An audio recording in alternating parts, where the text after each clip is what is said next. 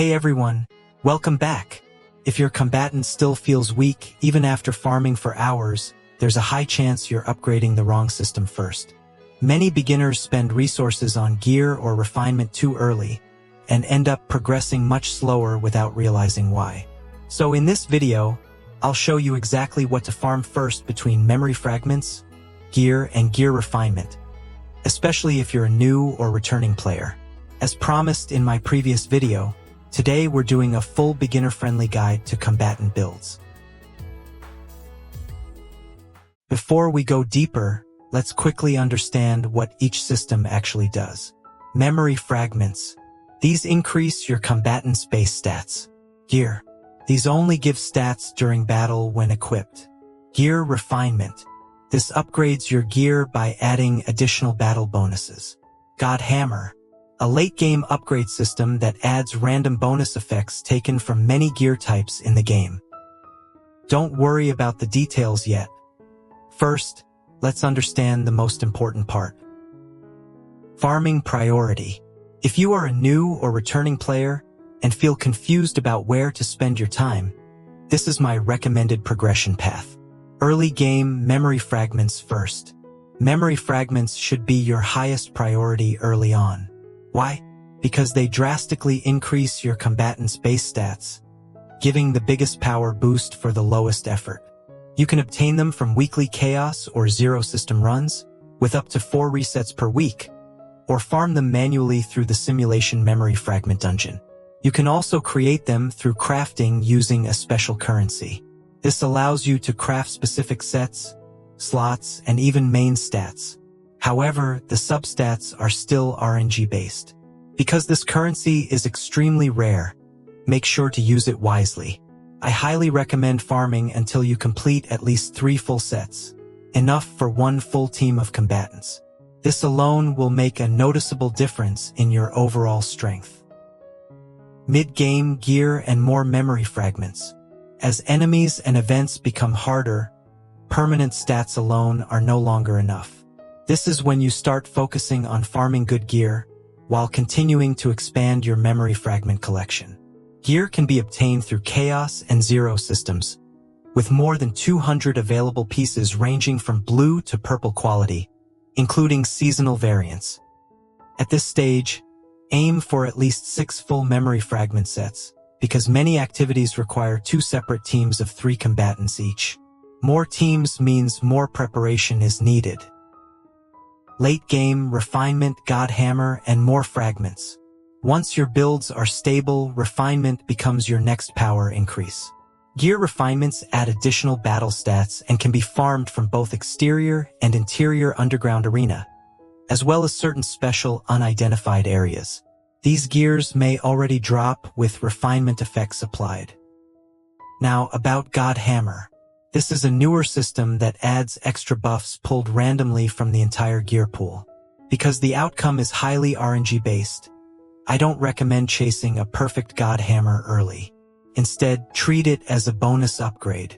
If you get a strong one, that's great, but it shouldn't be your main farming goal. Why more memory fragments later? Due to the latest pre-season developer update, upcoming content will require 3 different teams, meaning 9 combatants total. That means you'll eventually want 9 full memory fragment sets prepared. So even in late game, memory fragment farming never truly stops. Priority summary. Early game, focus on memory fragments. Mid-game, build gear while expanding fragments. Late game, invest into refinement and God Hammer upgrades. If you follow this order, your progression will feel much smoother and much less resource wasteful. Now that you know what to farm first, the next question is, which setups actually work best for each role? Now that we understand farming priority overall, let's look at how this changes depending on your combatant role, because not every character benefits from the same upgrades. So next, we'll break everything down into 3 combatant roles. Damage dealers, including attack-based and defense-based types. Support and healers. Tank, sustain, and shield. Gears are divided into 3 rarities. Blue rare, orange legend, purple unique. Purple gear can only be equipped once per combatant per battle. It drops from special event boss encounter Synectus, after defeating interior bosses through RNG, or from the extended core of Discord boss encounters. Synectus encounters are always RNG. They can appear from any Zero System planet or seasonal chaos run, whether exterior or interior, but only once per run. There are 2 ways to replace purple gear.